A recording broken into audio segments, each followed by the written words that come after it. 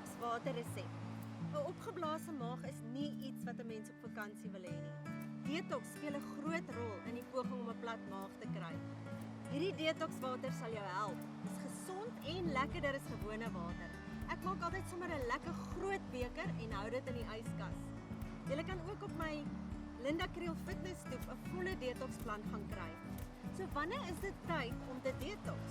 As jy 'n onverklaarbare gewigstoename het, gereeld soeibrand kry, 'n boepie het of sukkel om gewig te verloor of jou vel lyk dof en leweloos. Kom ek wys jou hoe om my detox water te maak. Sny die volgende in skyfies. 'n Halwe komkommer. Komkommer bevat anti-inflammatoriese eienskappe. Ek is nie so goed soos daai mense op MasterChef nie, maar ek probeer maar. My skyfies is maar bietjie dik en ek's bang ek sny my vingers raak. 'n Halwe suurlemoen. Dit help om van gifstowwe ontslae te raak. Net nog so 'n paar, so 2 skyfies bysny. En dan 'n halwe pomelo.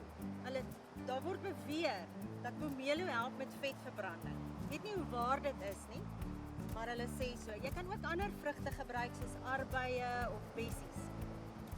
Of lemoen. Lemoen is nogal my gunsteling. En dan so lekker hele handvol kruisementblare. Ek breek dit sommer nog so bietjie op.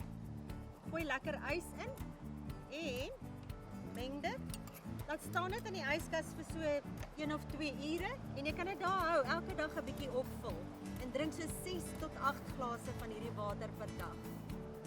Nou goed, ek gaan nou vir julle 'n paar oefeninge wys vir die muffin tops, hierdie dele aan die kant wat altyd so oor die broek se rand hang.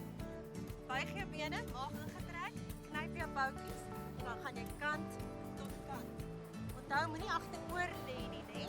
As jy agteroor lê, dan sit jy baie spanning op jou laar rug. So, eerder 'n bietjie vooroor lê. Hou jou maag sterk ingetrek, af en strek.